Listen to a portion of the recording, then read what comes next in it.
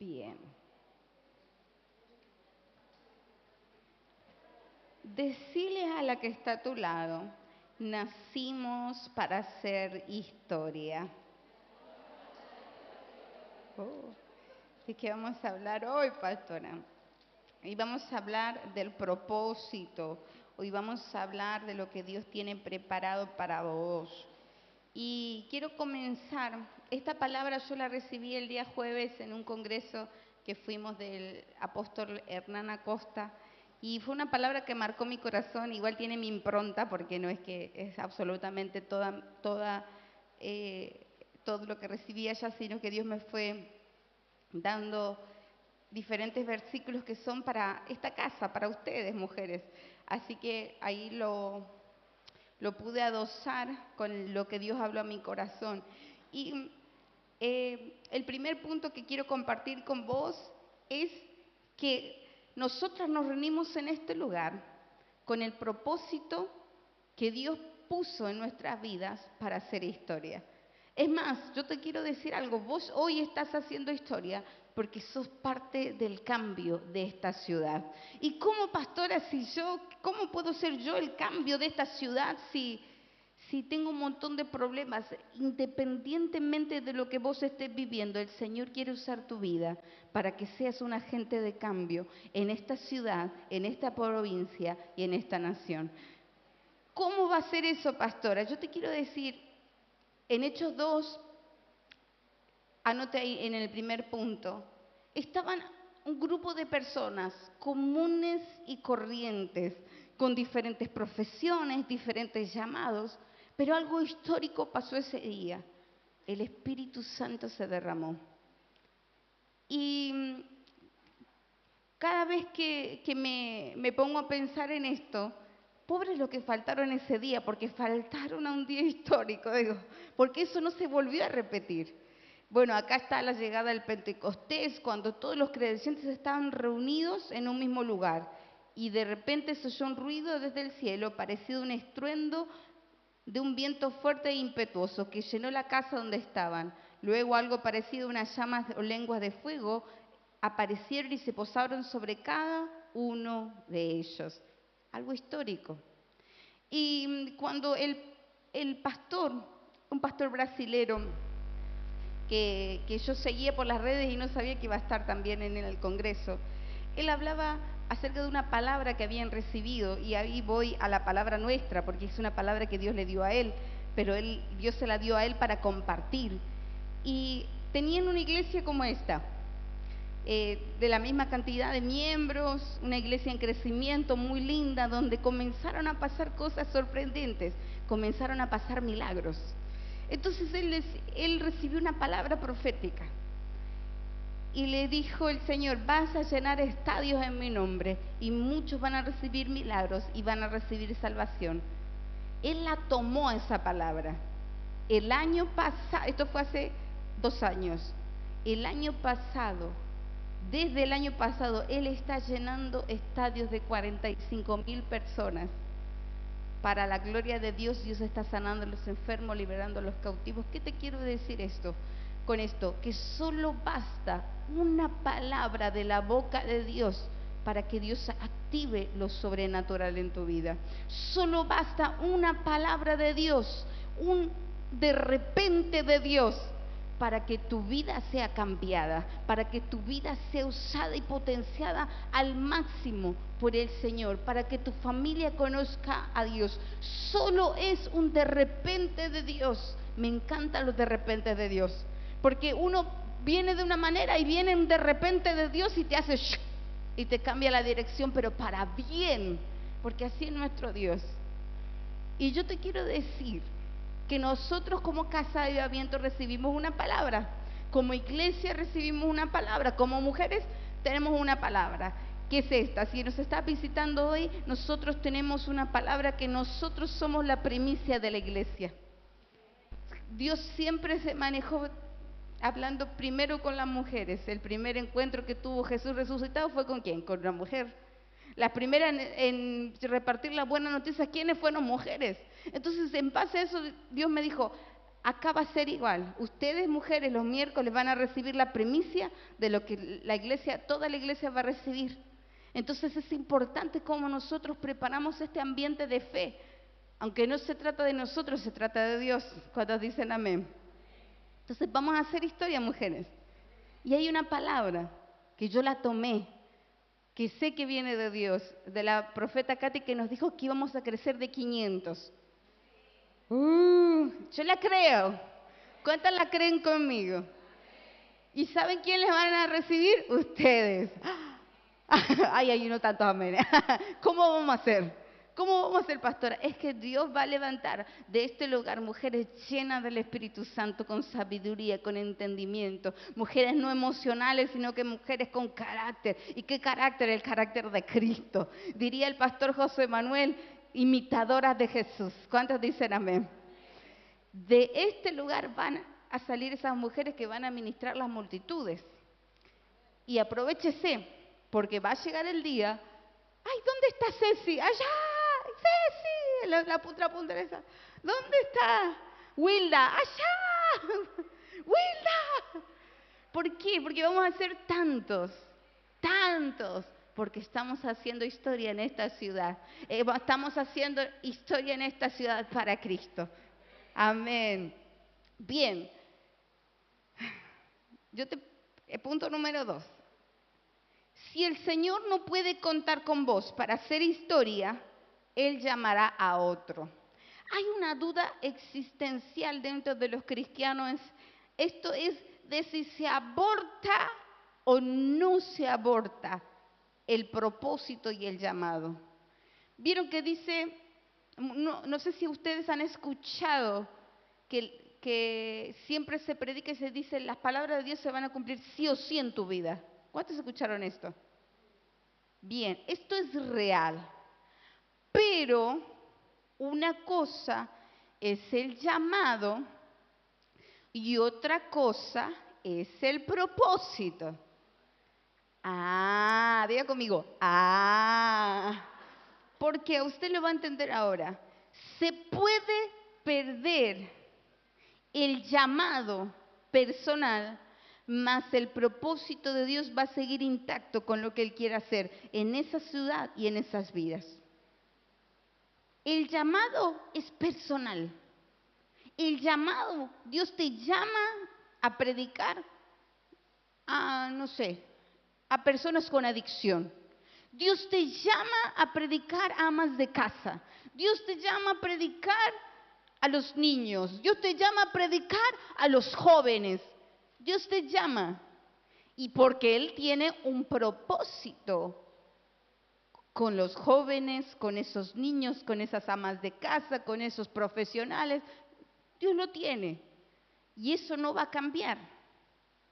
Pero sí, vos podés abortar propósito al desenfocarte de lo que Dios está pidiendo que hagas. Ahí vamos, le vamos a explicar con la palabra. Esther 4:14, y a mí esto me voló la cabeza.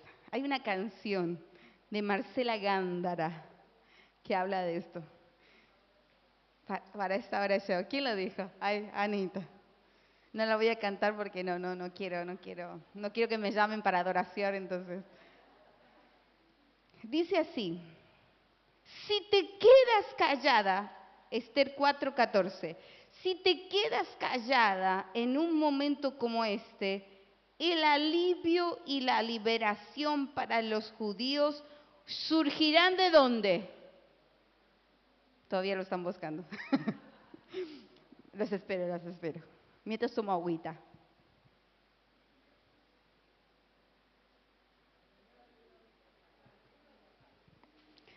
(4:14) dice así: el alivio y la liberación para los judíos surgirán de algún otro lado, de otro lugar, de otra persona, pero tú y tus parientes morirán.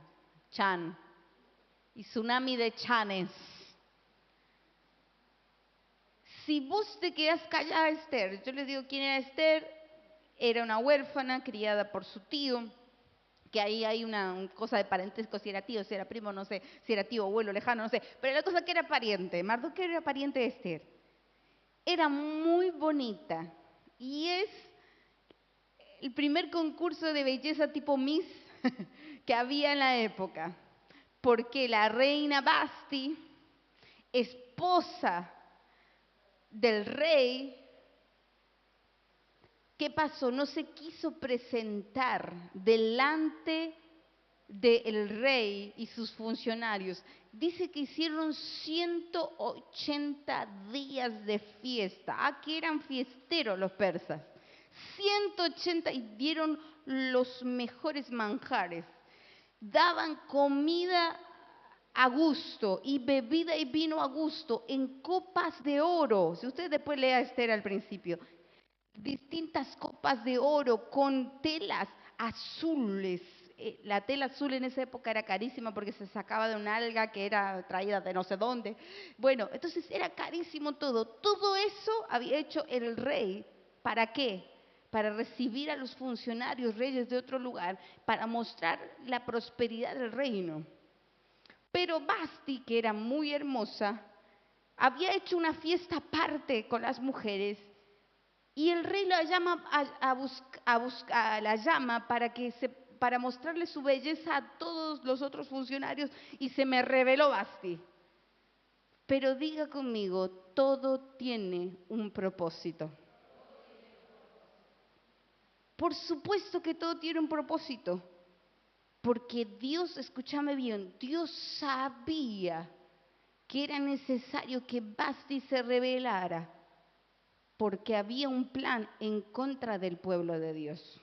Había un plan ya gestado desde muchos años para destruir al pueblo de Dios. Entonces, ¿qué pasó?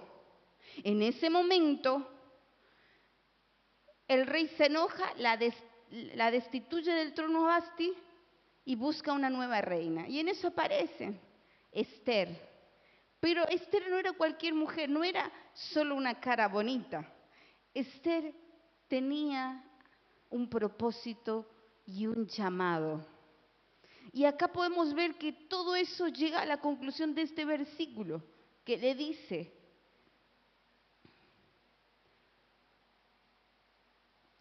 si te quedas callada, miren, el 13, vamos un poquito más arriba. Mardoqueo le envió la siguiente respuesta a Esther: no te creas que por estar en el palacio escaparás cuando todos los demás judíos sean asesinados. Si te quedas callada en un momento como este, el alivio y la liberación para los judíos surgirán de algún otro lado, pero tú y tus parientes morirán. El no acudir al llamado trae muerte espiritual. Esa muerte yo le temo más que a la muerte física, porque si yo me muero, me voy con el Señor. ¿Cuántas se van con el Señor? Pero la muerte espiritual, el perder el llamado, eso para lo cual Dios te destinó. Dicen los teólogos, y anote esto, y anótelo entre comillas porque dicen los teólogos, es una interpretación, que el Señor tarda 15 años en planificar tu llamado. ¿Sabías eso? 15 años el Señor tarda en planificar tu llamado. Y yo dije, qué tremendo, 15 años. Y Dios sí tiene plan B, pero a Dios no le gustan los plan B, o sea, Dios lo va a hacer porque, ¿qué dice acá la palabra? Si vos no hablas, yo voy a levantar a otro, pero vos vas a morir. Perfecto. Pero yo te digo esto, acudí al llamado de Dios a la primera. No seas terca, no seas cabezona, no pelees con Dios, porque vamos a perder siempre. Dios siempre tiene un llamado y aún las cosas malas que pasan tienen un propósito. Aún las cosas malas que nos suceden tienen un propósito. Entonces, Esther tenía un llamado y era a través de su vida interceder por el pueblo y decirle que no mate a los judíos, porque si no ella tenía que morir. también, porque ella era judía, encubierta pero judía. Y para esa hora Dios la había llamado. Y Esther acudió al llamado que Dios le había hecho y no murió, sino que salvó a todo el pueblo. Había un propósito, incluso detrás de las situaciones que vos estás pasando hay un propósito de gloria. Incluso a pesar de que estás pasando un momento difícil, hay un propósito de gloria. Incluso la enfermedad que vos estás viviendo, hay un propósito de gloria detrás que hoy no lo ves, pero más adelante lo vas a entender. ¿Cuántas dicen amén? Miren lo que dice Isaías 55:11. Vamos a Isaías. Les cuento que estoy leyendo Isaías. Me encanta. Estoy estudiando Isaías ahora. Dice así: lo mismo sucede con mi palabra. Lo envío y siempre produce fruto. Logrará todo lo que yo quiero y prosperará en todos los lugares donde la envíe. ¿La palabra de Dios cambia? No. ¿La palabra de Dios se cumple? Sí. Lo que nosotros podemos abortar es que Dios lo haga con nosotros, con nosotras. Y a eso hoy el Señor te está llamando, a que estés atenta a lo que el Señor te dice. Miren, cuando nosotros estudiamos a los apóstoles, estudiamos la historia de los hombres de Dios, siempre en el llamado que ellos tuvieron, hubieron baches, hubieron mares, hubieron pruebas, hubo persecución, hubieron dudas. Miren, nací para esto. ¿Nunca te preguntaste si yo nací para esto? ¿Será que este es mi lugar? ¿Será que alguna vez llegaré a aquello que Dios me dijo? Si alguna vez te lo preguntaste, Dios te va a dar respuesta hoy. ¿Acaso nadie toma en cuenta mi trabajo? ¿No se dan cuenta de lo que hago? Si estoy llamada a hacer esto, ¿por qué tanta prueba camino al llamado? Siempre que un hijo de Dios es llamado a algo, van a haber baches. Siempre que un hijo de Dios es llamado a algo, van a haber procesos y dificultades. Siempre que un hijo de Dios es llamado con un propósito, van a pasar cosas. Pero eso no quiere decir que Dios no te llamó, eso no quiere decir que Dios no te ama, eso quiere decir que Dios te está preparando para algo mayor. Porque quiero decirte esto, Dios quiere que dejes solamente de ser el mensajero para que te conviertas en el mensaje de Dios. Porque nadie más tiene peso de lo vivido que aquel que pasó por ese valle de sombra, ¿o no? Vos, mamá, que tuviste a tu hijo internado o que tuviste un tiempo de enfermedad, vos te convertís en el mensaje cuando vos le decís a esa mamá que está pasando con tiempo de enfermedad con su hijo: Dios sana porque yo te entiendo, yo pasé por ese valle, yo pasé por ese momento de dificultad, vos vas a salir porque si Dios lo hizo conmigo, Dios lo puede hacer contigo.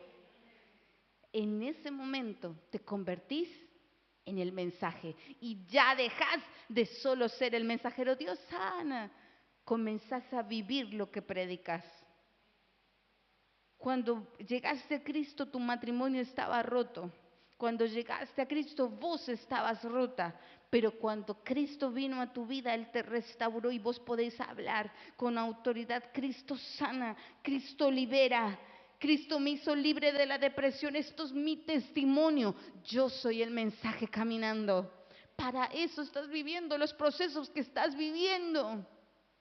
Estás pasando tiempo de escasez, estás pasando tiempo de necesidad. Yo anduve por ese valle. Yo anduve por ese valle y te puedo decir que el momento que estás pasando no es eterno. No durará para siempre, sino es un corto tiempo, porque Dios te está preparando en la escasez para poder decir como Pablo: sé vivir en escasez, sé lo que es tener en abundancia. Porque todos los que son llamados a un propósito tienen que pasar desiertos, tienen que pasar valles, y cuando vos los pasas, dejas de ser el mensajero para convertirte en el mensaje caminando. ¿Cuántos dicen amén? Bien. Para que anote ahí, Filipenses 4:12, y ahí habla acerca de lo que es vivir en escasez, lo que es vivir en abundancia, que dijo el apóstol Pablo. Lo voy a buscar. Filipenses, mire, lo tengo marcadito. Sé vivir con casi nada o con todo lo necesario. He aprendido en secreto a vivir en cualquier situación, sea con el estómago lleno o vacío, con mucho o con poco, pues todo lo puedo hacer por medio de Cristo, quien me da fuerzas. Vos vas a poder decir esto, porque ya dejaste de ser solo el mensajero. Tu palabra, tu mensaje va a tener peso, porque vos te convertiste en un testimonio caminando. Ahora de vos depende cómo lo vas a contar el día de mañana cuando vos salgas de la situación que estás viviendo. ¿Cómo vas a contar lo que hoy estás viviendo? Vive tu vida de tal manera que cuando lo cuentes estés orgulloso de contar cómo pasaste el proceso. Amén. 4. Todos tenemos una historia que contar. ¿Cuál es la tuya? Vamos a 2 de Timoteo.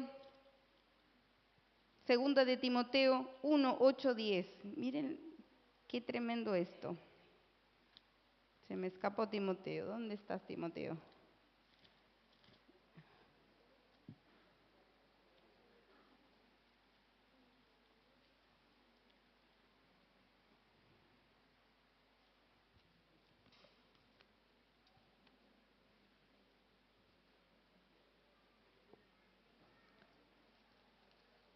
Timoteo.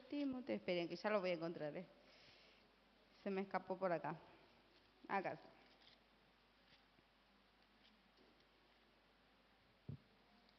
1, 8, 10. Dice así. Así que nunca te avergüences de contarles a otros acerca de nuestro Señor, ni te avergüences de mí, aun cuando estoy preso por Él. Con las fuerzas que Dios te da, prepárate para sufrir conmigo a causa de la buena noticia.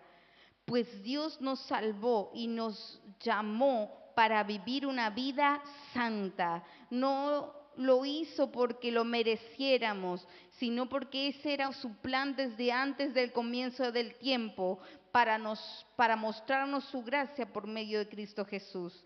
Y ahora todo esto nos lo ha hecho evidente mediante la venida de Cristo Jesús, nuestro Salvador. ¿Cuántos dicen amén?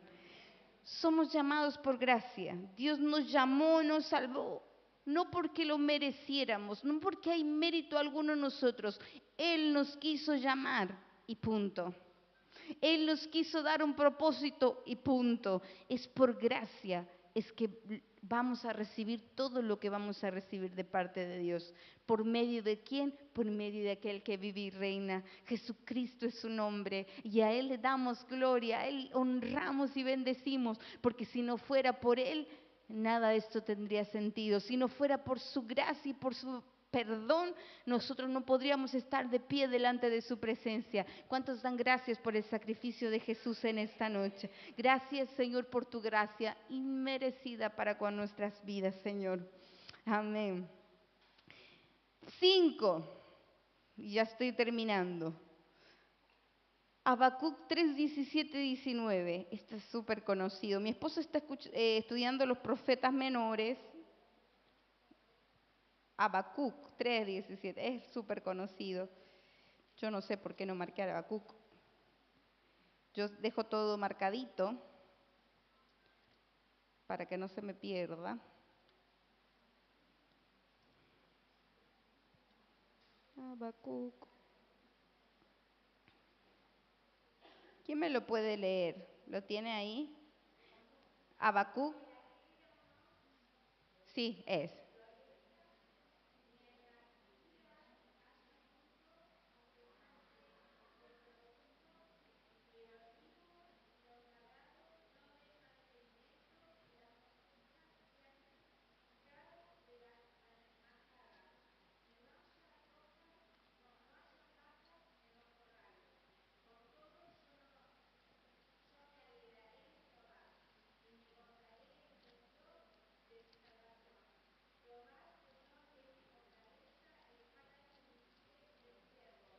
Amén. ¿Saben qué? Les quiero contar la época de Habacuc, contexto histórico.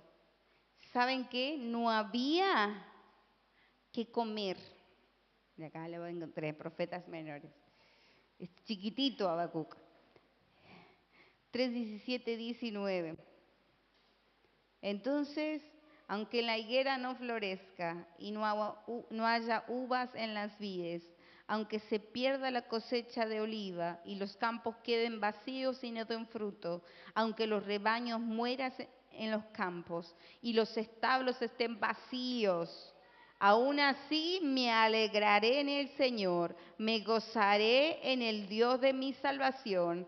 El Señor soberano es mi fuerza. Él me da pie firme como el venado, capaz de pisar sobre las alturas. ¿Saben qué? El contexto histórico de esto es tremendo. El pueblo de Israel no tenía para comer.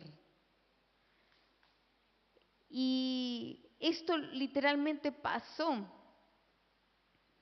Ellos estaban viviendo un tiempo de escasez tan grande. Y es fuerte lo que le voy a decir, pero permítame decir.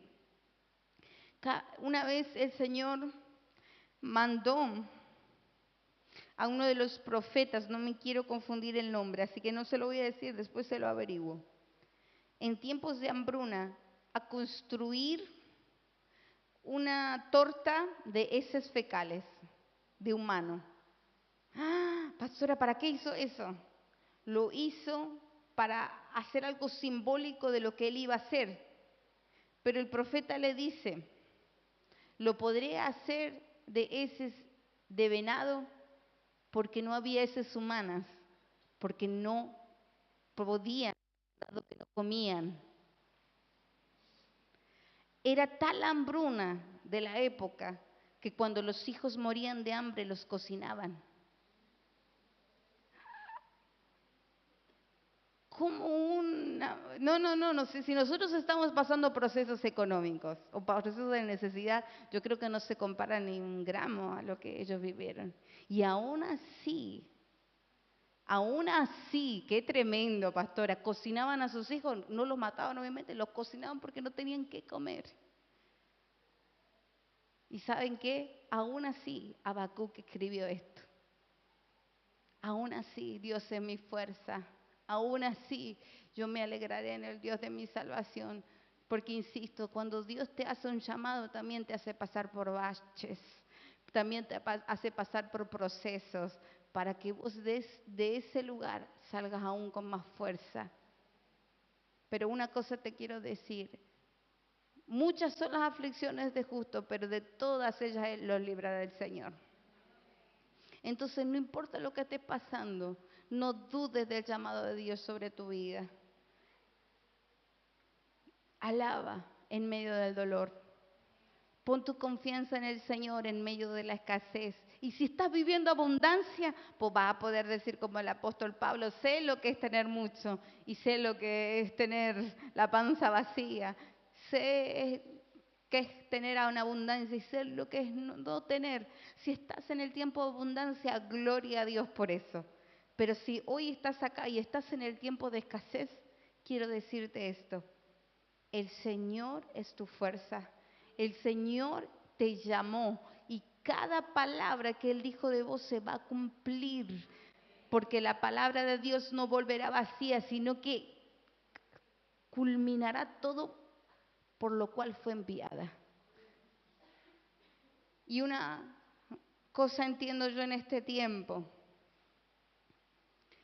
Este pastor contaba la palabra esta y él contó su realidad. Porque cuando Dios suelta una palabra, vos ves tu realidad y decís, ¿cómo Dios me va a llevar de acá a allá? No sé cómo lo va a hacer, pero Dios lo va a hacer. Y él creyó y caminó. Pero algo pasó en el camino. Él se enfermó. Al punto que le tuvieron que poner respirador y tuvieron que Tuvo que pasar un tiempo de enfermedad tremendo, se le estaba parando literalmente el corazón. Les dijeron, el corazón te está funcionando al 35%. Joven, el pastor, súper joven. Y él le dijo, Señor, es irónico que me uses para sanar enfermos. Y yo acá con un respirador intentando sobrevivir. Pero una cosa sé, Señor, que vos sos mi sanador y vos me diste una palabra. ¿Y saben qué pasó? Él comenzó a declarar las palabras y a entender que Dios te llame no quiere decir que no vas a pasar procesos. Él no dudó del llamado a pesar de la prueba. Y yo te quiero decir esto en esta noche, no dudes del llamado a pesar de la prueba, no dudes de lo que Dios puso en vos a pesar de la prueba, porque vas a salir de esta y vas a salir con un eterno y mayor peso de gloria. ¿Cuántas dicen amén? Y todo lo que Dios dijo sobre tu familia, todo lo que Dios dijo sobre tu vida, todo lo que Dios dijo sobre este ministerio se va a cumplir. ¿Cómo lo va a hacer el Señor? No sabemos, pero vamos a crecer de a 500. Yo no sé cuál va a ser el milagro que Dios va a hacer. Y mi esposo me decía, ¿te diste cuenta? Yo casi una vez por año, gracias a Dios, este año rompimos la racha. Todos los años, para la misma fecha, algo le explotaba a mi esposo. El año pasado era el apéndice, el año pasado la hernia, el año pasado el apéndice. Le digo, por favor. Y encima con los diagnósticos, no, que se le reventó, que tuvo... Y me dice, es irónico porque Dios me usa en sanidad, dice mi esposo. Pero yo me la pasé en el hospital y cuando yo escuché a este pastor fue tan sanador para mí. Entender que parte del llamado es muchas veces convertirse en el llamado. Y si Dios nos llamó a hacer una iglesia de milagros, Dios va a hacer muchas cosas. Pero para que Dios haga milagros en medio nuestro, nosotros vamos a tener que padecer algo. No sé si usted se dio cuenta. Ay, el Señor, quiero un milagro, quiero, Señor, que te muevas en milagro. Bueno, voy a permitir enfermedad y yo te voy a hacer. Ay, paso, Señor. Ay, Señor, yo quiero ser pilar financiero, Señor, sustentar tu reino. Bueno, pero primero te tengo que trabajar el corazón. Ahí va un tiempo de escasez.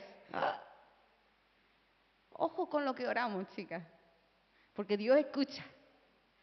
Pero glorioso Dios que no nos dejará desamparadas, porque Dios tiene un propósito. ¿Cuántas valientes acuden al llamado de Dios hoy? ¿Cuántas valientes? ¿Cuántos saben que este lugar va a ser para un grupo de amistad nada más? Porque vamos a tener que reunirnos en un anfiteatro, vamos a tener que reunirnos en un auditorio gigante, porque Dios va a multiplicar este lugar. Y nosotros caminamos en esa palabra, porque Dios lo va a hacer. Y acá estamos, no mires a otro, Señor, no llames a otro. No vamos a correr el llamado que nos diste. Pero para eso tenemos que entender los procesos, para eso tenemos que entender los momentos. Póngase de pie ahí donde está. Yo voy a pedir a los levitas que suban.